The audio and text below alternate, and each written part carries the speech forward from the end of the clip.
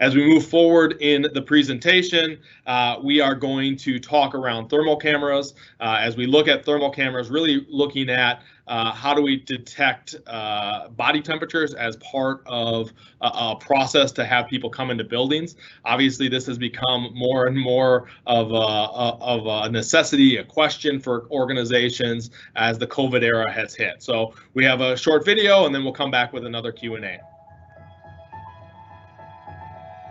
A thermal camera is just like a visual camera, except that in place of pixels, it has little things called microbolometers that are sensitive to infrared radiation.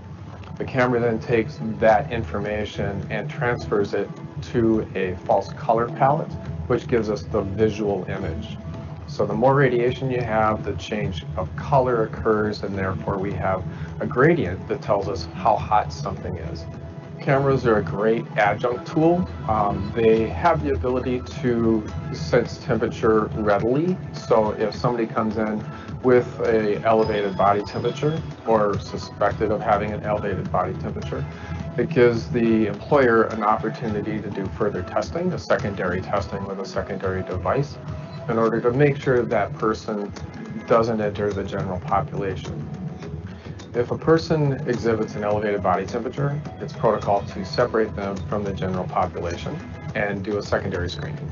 That's done with a secondary thermometer, a temperature device of some sort, as well as asking them some questions. Very often it may be something as simple as they ran in from the parking lot because they were afraid of being late, or it could be hot outside. So we can help with the design and the engineering aspect of it, starting with some blueprints and some basic questions about what do you want to accomplish? How many people do you want to screen coming into your facility? One of the things that we would ask about is whether or not it's a one person at a time, low volume, or if we're looking at dozens or hundreds of kids coming in like to an elementary school. With that information and the floor plans, we can begin designing a system that will meet those needs. From there, we can create a budget, and from that budget, you can decide whether or not you want to move forward. Then we'd move to an on-site engineering platform. There's options for whether or not you want a permanent installation, like a school where you're going to have students coming in regularly for, say, 9 months out of the year, versus a once-in-a-while kind of scenario where you'd want to be able to either screen a particular area for an event or move that technology to different areas to capture different scenarios. So there's a temporary kiosk that we can set up with a cabinet, and we can also put together a permanent installation and have that readily available for anybody that wants to use it.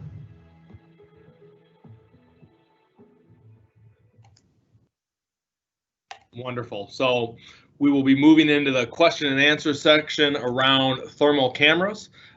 We will bring on screen John Ray. John is a certified level 1 thermographer. I had to spell it phonetically. Certified level 1 thermographer. So John, could you maybe start where we started with Phil quickly on what is a certified level 1 thermographer? What does that mean?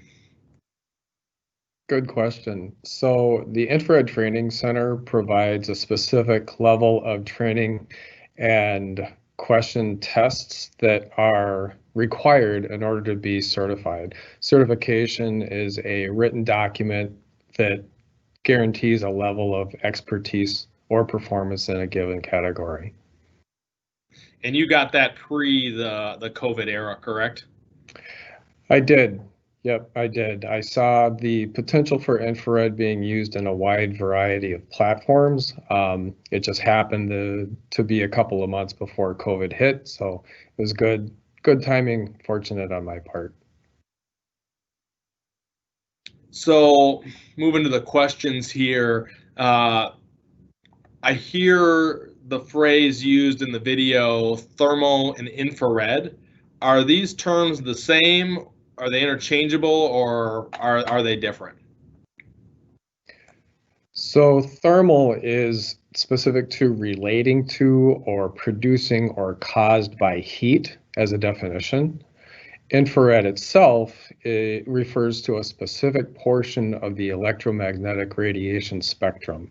So they're similar, but they're not the same.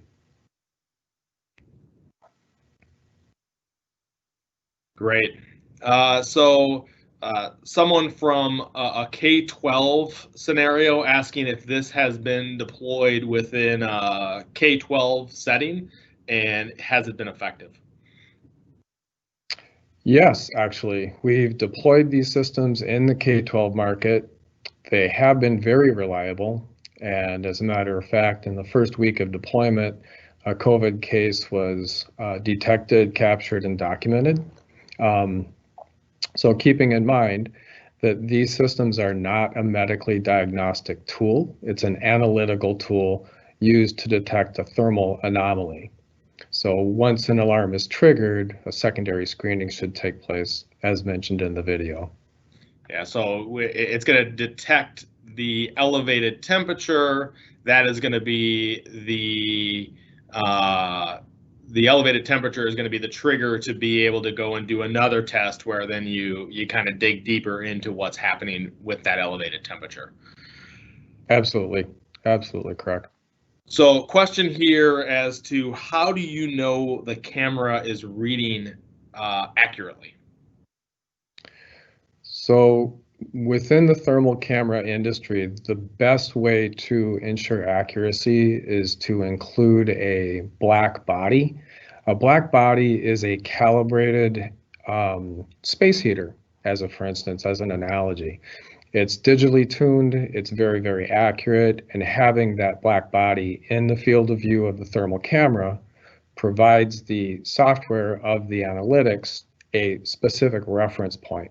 So they know within the software that that particular point in the screen is a specific temperature. Therefore, that temperature can be compared to any other temperature within the field of view.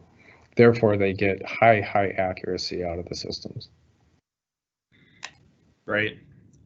So another question here, are there any legal aspects that need to be considered when deploying this? I've heard various rumblings about considered a search, or some have made conjecture that this is a medical exam. Are you aware of anything like this in the Minnesota, North Dakota area? Good question. So as it relates to privacy, the systems that we deploy do not retain any imaging. So from a storage standpoint, there would not be any issues there. These are non-intrusive, non-contact systems. Specific to any regulation as such, I do not know of any. No. Okay.